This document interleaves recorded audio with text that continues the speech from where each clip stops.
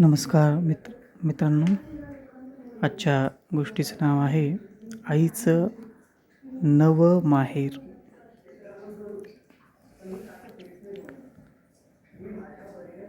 बालीची आई गेल्या काही दिवसांपासून तिच्याकडं राहायला आलेली होती. जावई बापू त्यांनाही आपली आईच मानायची. त्या आज पहाटेच खडबडून घाबरून जाग्या झाल्या. तेव्हा त्यांच्या जावयानं आणि मुलीनं त्यांची विचारपूस केली आणि त्यांनी मुलांकडे जे घडलं ते सगळं अगदी खरं मनातलं सगळं प्रामाणिकपणे मांडलं. त्यांच्या मनातली धास्ती, वृद्धापकाळातली चिंता, आजारपणाची चिंता त्यांना सतावत होती. मुलं आपल्याला वृद्धापकाळी विचारणारही नाहीत असं त्यांना वाटत होतं. खरं तर बालीच्या आईला 5 मुलं, 5 अपत्य. बाली सर्वात मोठी आणि तिला 4 भाऊ. असं मोठं खटलं असतानाही आईचे मात्र हाल होत होते.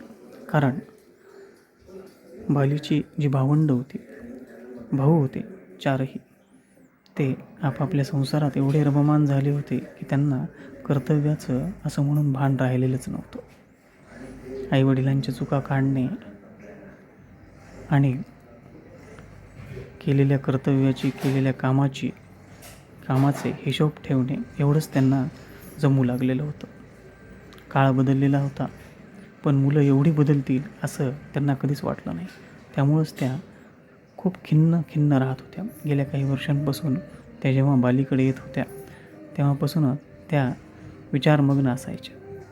काहीतरी प्रकृतीत खडबड झालं की ते बालीकडे येऊन बालीची मदत घ्यायच्या आणि पुन्हा आपल्या गावी परतायच्या. मुलीकडे राहणं योग्य नाही असं त्यांना वाटायचं. अधूनमधून ते यायच्या आणि त्यांचं नातवंडांसोबत रमणं खेळणं पाहून बाली आणि तिच्या नवऱ्याला खूप समाधान वाटायचं. लेकरांना आजी किती गरजेची असते याची जाणीव त्यांना व्हायची आणि त्यांची किंमतही कळायची. माणूस आपल्यासोबत असतो तेव्हा त्याची किंमत असते आणि तो दूर जातो तेव्हा आपल्याला नसते. ॲक्च्युली असेल तर ते भाग्याचंच लक्षण आहे असं त्यांना वाटायचं. पण दुर्दैवानं त्यांच्या नशिबी मात्र असं नव्हतं. 4 मुलं असूनही त्यांना कोण सांभाळणार यावरून त्या चौघांमध्येही एक प्रकारचा अव्यक्त असा राग आणि तणाव होता. ते 4ही जण कधीच याबद्दल मोकळेपणानं आपसात बोलत नव्हते. त्यांची वयं लहान नव्हती, सगळेच 40च्या आसपासमध्ये. पण जबाबदारीनं आईचा सांभाळ करूयात असं त्यांना कधी मुळी वाटलंच नाही. कधी प्रॉपर्टीवरून, कधी लहान मुलांच्या भांडणावरून यांचं भांडण, अशा कुरबुरी ऐकून त्यांना आता आपला जीवच नकोसा झालेला होता. बालीकडे आल्यानंतर त्यांना निवांत वाटायचं.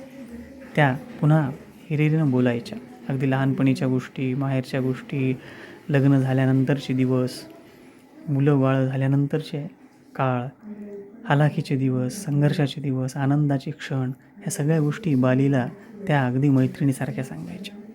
त्यांना जणू आपली आईच भेटल्यासारखं त्यांना असं वाटायचं. आपल्या मुलीमध्येच त्यांना आईचं रूप दर्शन व्हायचं.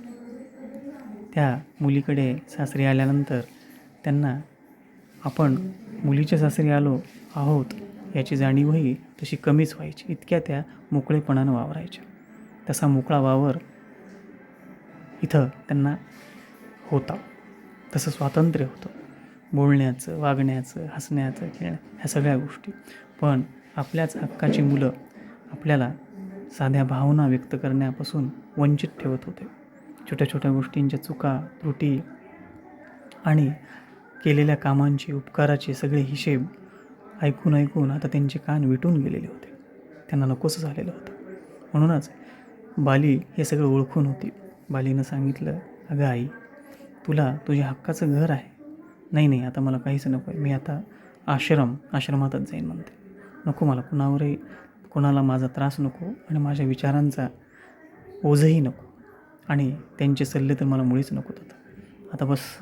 इथून पुढचं आयुष्य मी माझ्या एकट्या पद्धतीनं जगेन, काहीतरी करेन छोटं मोठं आणि मी माझं जगू शकेन. आईचं हे निर्वाणीचं बोलणं ऐकून बालीनं सांगितलं, हे बघ आई, जशी तुझी ती 4 मुलं आहेत तसं मीही तुझा मुलगाच समज आणि माझ्याकडे राहा ना. अगं मोकळेपणानं राहा. मुलगी आहे, मग तिच्याकडे कसं राहायचं, मग जग काय म्हणेल, लोक काय म्हणतील, समाज नाव उलटं ठेवेल, चिथू होईल वगैरे विचार करू नकोस. काळ बदललेला आहे. जर आपली मुलं बदलली असतील तर आपण बदलायला काय हरकत आहे बरं? आणि त्यात काय बरं हा मोठा गुन्हा ठरेल?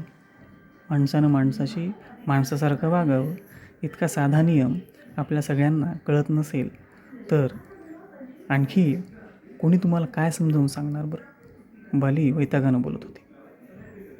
आईनं विचार केला. ती पुन्हा गावी गेली आणि महिन्याभरानंतर परतली. सोबत मात्र 2 गोष्टी होत्या. एक होता निर्धार आणि आपलं छोटंसं एक पिशवी, ज्यामध्ये त्यांच्या गुरु महाराजांचं स्तोत्र होतं आणि काही कपडे होते. बस. त्या म्हणाल्या, बाली आले ग तुझ्या सेवेला. बाली म्हणाली, आई सेवेला काय म्हणतेस ग, आम्हालाच मिळाली उलट संधी. अगं असं होतं का मला सांग. मुलगी सासरी जाते ना, मग आईवडिलांची सेवा तिला करण्याची संधीही मिळत नाही. इथं मात्र मला पहा बरं, मी किती भाग्यवान, मला मिळाली ना संधी. तू माझ्यावर विश्वास ठेवला, ह्यातच सगळं आलं. आता बघ, तुझा जावईसुद्धा तुझ्या मुलासारखी सेवा करेल. बघतं खरं. तिकडून जावई लांबूनच हसत होते, खुणेनंच सांगत होते, डोळ्यांनीच खुणावत होते की यस, आम्ही तुमच्यासोबत आहोत. कारण एवढे वर्ष तुम्ही आमच्यासोबत होता म्हणूनच आम्ही इथवर आहोत. ही कृतज्ञता त्यांच्याही डोळ्यात होती. त्यांना बरं वाटलं आणि त्यांच्या जीवात जीव आला. झाली आजची गोष्ट. पुन्हा भेटूयात पुढच्या भागात. तोपर्यंत काळजी घ्या. बाय.